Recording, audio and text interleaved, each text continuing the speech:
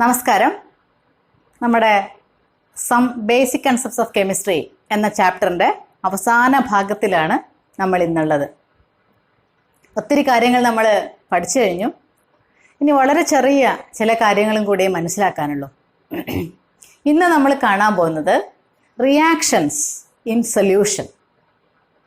Reactions in solution. നമുക്കറിയാം, നമ്മുടെ ലബോറട്ടറിയിൽ നടക്കുന്ന മിക്ക റിയാക്ഷൻസും സൊല്യൂഷനിലാണ്. സൊല്യൂഷനിൽ സംഭവിക്കുന്ന റിയാക്ഷൻസ് ആണ്, അല്ലെങ്കിൽ സൊല്യൂഷൻ ഫോമിലാണ്. അപ്പോൾ അവിടെ പലപ്പോഴും സൊല്യൂഷൻ്റെ കോൺസെൻട്രേഷൻ അല്ലെങ്കിൽ അതിലടങ്ങിയിരിക്കുന്ന സബ്സ്റ്റൻസിൻ്റെ അളവ് നമ്മൾ അറിയേണ്ടതുണ്ട്. അപ്പോൾ ഒരു സൊല്യൂഷൻ്റെ കോൺസെൻട്രേഷനെ അല്ലെങ്കിൽ amount of substance present in the solution കണ്ടെത്താൻ അല്ലെങ്കിൽ പറയാൻ ഒത്തിരി പല രൂപത്തിൽ നമുക്കത് കോൺസെൻട്രേഷനെ നമുക്ക് ഡിഫൈൻ ചെയ്യാൻ കഴിയും. ഒന്നാമത്തെ കോൺസെൻട്രേഷൻ ടേം ആണ് മാസ് പെർസെൻറ്റ്.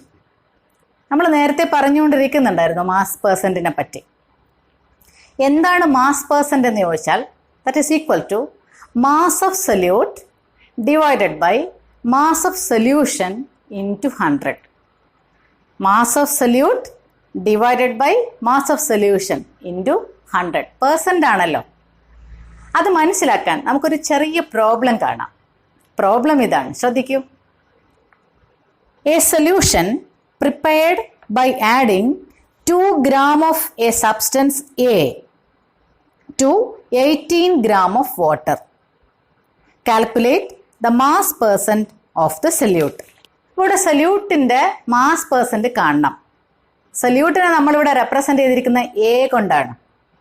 എയുടെ മാസ് നമ്മളോട് പറഞ്ഞു തന്നിട്ടുണ്ട്. അതേപോലെ അത് എത്ര വാട്ടറിലേക്കാണ് ഡിസോൾവ് ചെയ്തത് എന്നും നമ്മോട് പറഞ്ഞു തന്നിട്ടുണ്ട്. അങ്ങനെയാണെങ്കിൽ എങ്ങനെ കണ്ടെത്താം നമുക്ക് എയുടെ മാസ് പെർസെൻറ്റ്? നമ്മൾ പഠിച്ചിട്ടുണ്ടല്ലോ എങ്ങനെ മാസ് പെർസെൻറ്റ് കാണേണ്ടത്. ഇക്വേഷൻ എന്താണ്? Mass percent equal to mass of solute divided by mass of solution into 100 എന്നാണ്. മാസ് ഓഫ് സൊല്യൂട്ട് നമുക്ക് അറിയാം, എത്രയത്? 2 gram ആണ്. ഓക്കെ, ഇനി മാസ് ഓഫ് സൊല്യൂഷൻ ആണ് നമുക്ക് കണ്ടെത്തേണ്ടത്. ഒരു സൊല്യൂഷൻ എന്ന് പറഞ്ഞാൽ സൊല്യൂട്ട് ഉണ്ട്, സോൾവെന്റ് ഉണ്ട്. ഇവിടുത്തെ സോൾവെന്റ് ആരാ? വാട്ടർ ആണ്. വാട്ടറിന്റെ ക്വാണ്ടിറ്റിയും തന്നിട്ടുണ്ട്. അപ്പോൾ 2 gram divided by 2 gram plus 18 gram. എന്താ 18 gram? വാട്ടറിൻ്റെ എമൗണ്ട് ആണ്, ഇൻറ്റു 100. അപ്പം നമുക്ക് കിട്ടും 2/20 into 100. That is equal to 10%. അങ്ങനെ നമ്മൾ എയുടെ മാസ് പെർസെൻറ്റ് ഓഫ് എ കണ്ടെത്തി.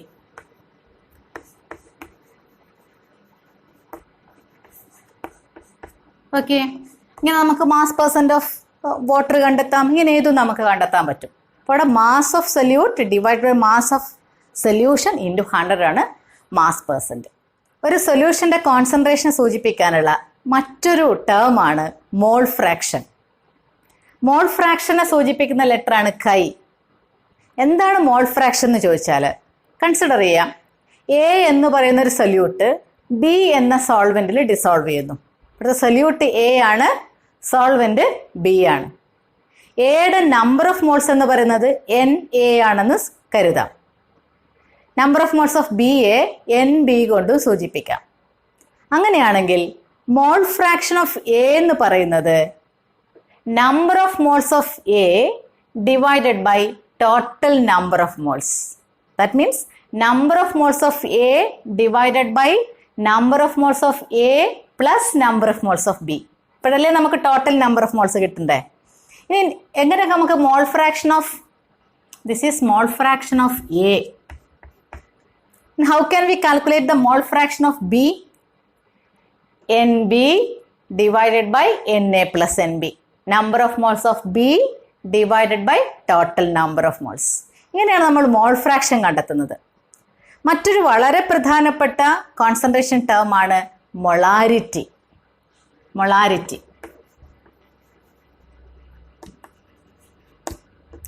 മൊളാരിറ്റിയെ സൂചിപ്പിക്കാൻ ഉപയോഗിക്കുന്ന സിമ്പൽ ക്യാപിറ്റൽ M ആണ്. This is the most widely used unit of concentration. എന്താ molarity? It is the number of moles of solute present in 1 litre of the solution. ഒരു litre സൊല്യൂഷനിൽ അടങ്ങിയിരിക്കുന്ന സൊല്യൂട്ടിന്റെ number of മോൾസിനെയാണ് നമ്മൾ എന്ത് വിളിക്കുക? മൊളാരിറ്റി എന്ന് വിളിക്കുക. അപ്പോൾ how can we write the equation for molarity? Molarity is equal to number of moles of solute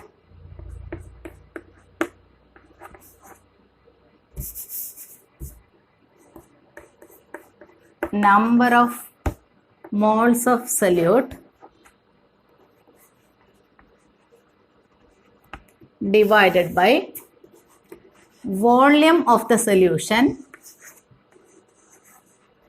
in liter. So molarity M is equal to number of moles of solute divided by volume of solution in liter. ഓർക്കണം, ഇതിൻ്റെ simple M ആണ്. അപ്പോൾ ഇവിടെ സൊല്യൂഷൻ്റെ volume ലിറ്ററിലായിരിക്കണം. Okay, നമുക്കൊരു problem കാണാം. Molarity എങ്ങനെയാണ് ഇത്തരം കാൽക്കുലേഷൻസിൽ എങ്ങനെ ഉപയോഗിക്കുക എന്നുള്ളത്. Calculate the molarity of NaOH in the solution prepared by dissolving its 4 gram in enough water to form 250 ml of the solution. ഇവിടെ നമ്മൾ ഓർത്തിരിക്കേണ്ട ഒരു കാര്യമുണ്ട്. അതായത് മൊളാരിറ്റി എന്ന് പറയുന്ന number of moles of solute by volume of solution in 1 litre അല്ലേ? അല്ലെങ്കിൽ ഒരു ലിറ്ററിൽ അടങ്ങിയിരിക്കുന്ന നമ്പർ ഓഫ് മോൾസിനെയാണ് മൊളാരിറ്റി എന്ന് പറയുന്നത്.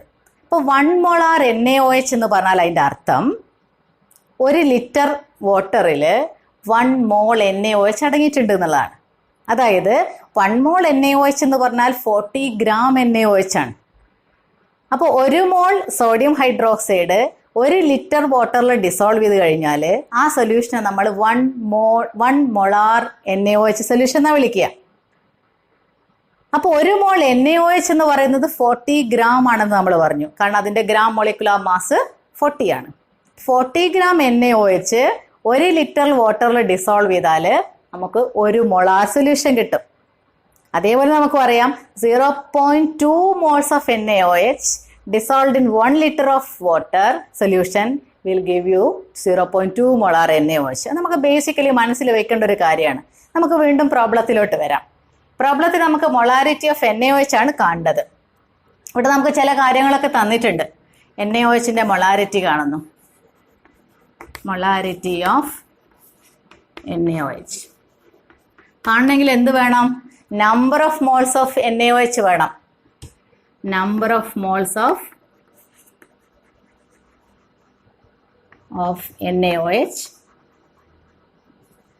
NaOH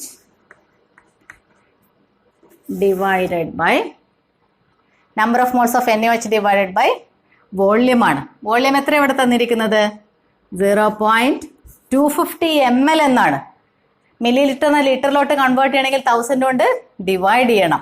അപ്പോൾ 0.250 ലിറ്റർ എന്നാണ് വരിക. നോക്കൂ, ഇവിടെ number of moles of NaOH നമുക്ക് കണ്ടെത്തേണ്ടിയിരിക്കുന്നു. നമ്പർ ഓഫ് മോൾസ് കാണാനുള്ള ഇക്വേഷൻ നമുക്ക് ഓൾറെഡി അറിയാം. മാസ് ബൈ മൊളിക്കുലാർ മാസ് ആണ് അല്ലേ? അപ്പോൾ ഇവിടെ ഓൾറെഡി നമുക്ക് മാസ് തന്നിട്ടില്ലേ? എത്രയാണത്? 4 ഗ്രാം ആണ്. 4 ഗ്രാം ഡിവൈഡഡ് ബൈ 40 ഗ്രാം ചെയ്ത് കഴിഞ്ഞാൽ നമ്പർ ഓഫ് മോൾസ് കിട്ടൂലേ? Mass by molecular mass divided by volume in litre. എത്രയാ വോള്യം? 0.250 ലിറ്റർ ആണ്. അപ്പോൾ 4/40 എന്ന് പറഞ്ഞാൽ എത്രയാ? 4/40 is equal to 0.1 divided by 0.250 എന്ന് വരും. That is equal to 0.4 mole litre inverse. അല്ലെങ്കിൽ നമുക്ക് എഴുതാം 0.4 m. എന്താ m സൂചിപ്പിക്കുന്നത്?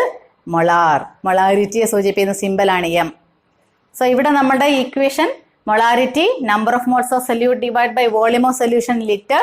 ഇവിടെ നമ്മൾ NaOHൻ്റെ ആയതുകൊണ്ട് number of moles of NaOH divide by volume നമ്മുടെ 0.250 ലിറ്റർ ആണ്.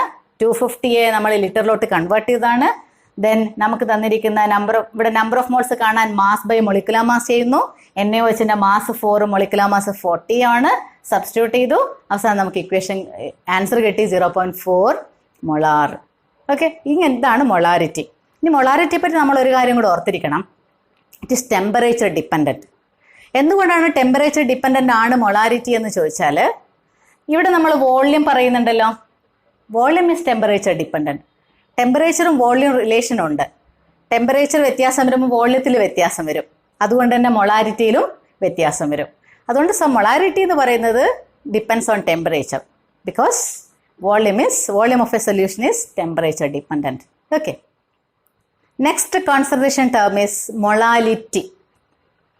MOLALITY, molality.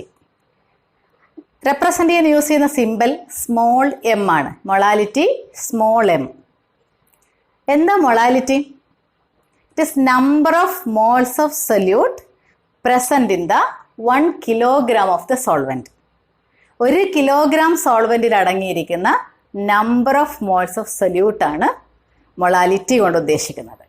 So how can we write the equation four molality? Molality M is equal to mass of solute divided by mass of solvent in kilogram ആണ് molality. അതാണ് മൊളാലിറ്റിയുടെ equation. മൊളാരിറ്റിയിൽ നിന്ന് ഇവിടെയുള്ള വ്യത്യാസം എന്ന് പറയുന്നത്, ഇവിടെ സോൾവെൻ്റ് ആണ്, അവിടെ നേരത്തെ സൊല്യൂഷൻ ആണ്. മാത്രമല്ല വോള്യൂം ഓഫ് സൊല്യൂഷൻ ആയിരുന്നു നമ്മൾ അവിടെ പറഞ്ഞത്, ഇവിടെ മാസ് ഓഫ് സോൾവെൻ്റ് ആണ്. അതാണ് ഇവിടുത്തെ വ്യത്യാസം. അതുകൊണ്ട് തന്നെ മൊളാലിറ്റി ഈസ് ടെമ്പറേച്ചർ ഇൻഡിപെൻഡൻറ്റ്. ടെമ്പറേച്ചറിനെ ഡിപ്പെൻഡ് ചെയ്യാത്ത ഒരു കോൺസെൻട്രേഷൻ ടേമാണ് മൊളാലിറ്റി. കാരണം ഇവിടെ നമ്മൾ പറയുന്നത് വോള്യം അല്ല, പകരം മാസ് ഓഫ് സോൾവെൻ്റ് ആണ്.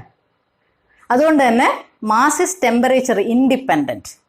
ടെമ്പറേച്ചറിനെ ഡിപ്പെൻഡ് ചെയ്യാത്ത പ്രോപ്പർട്ടിയാണ് മാസ്. ടെമ്പറേച്ചർ വ്യത്യാസം വന്നാലും മാസിൽ വ്യത്യാസം വരുന്നില്ല.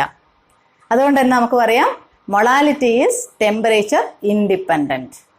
So that's all about this chapter. നമ്മൾ ഇന്ന് പറഞ്ഞത് വിവിധ കോൺസെൻട്രേഷൻ ടേമുകളെ പറ്റിയാണ്. ഏതൊക്കെയായിരുന്നു അത്? First one is mass percent, then mole fraction, molarity and molality. ഈ ഭാഗമായിട്ട് ബന്ധപ്പെട്ട ചില പ്രോബ്ലംസ് നമ്മൾ കണ്ടു. നിങ്ങൾ ചെയ്യേണ്ടത് ഈ ചാപ്റ്ററിൻ്റെ ഒടുവിലായിട്ട് NCERT ടെക്സ്റ്റിൻ്റെ പിറകിൽ അനേകം ക്വസ്റ്റ്യൻസ് കൊടുത്തിട്ടുണ്ട്. ആ ക്വസ്റ്റ്യൻസ് ഓരോന്നായിട്ട് വർക്കൗട്ട് ചെയ്യുക, എല്ലാത്തിനും ആൻസർ കണ്ടെത്തുക. അതോടുകൂടി ഈ ചാപ്റ്റർ പെർഫെക്റ്റ് ആവും. ഇന്നത്തേക്ക് നിങ്ങൾക്ക് ചെയ്യാനുള്ള ഈ ചാപ്റ്ററുമായിട്ട് ബന്ധപ്പെട്ട പ്രധാനപ്പെട്ട ചില ക്വസ്റ്റ്യൻസ് ഉൾക്കൊള്ളുന്ന ഒരു അസൈൻമെൻറ്റ് കൂടെയുണ്ട്. അതിനുള്ള ഉത്തരം കൂടി നിങ്ങൾ കണ്ടെത്തേണ്ടതുണ്ട്. So very thank you. By.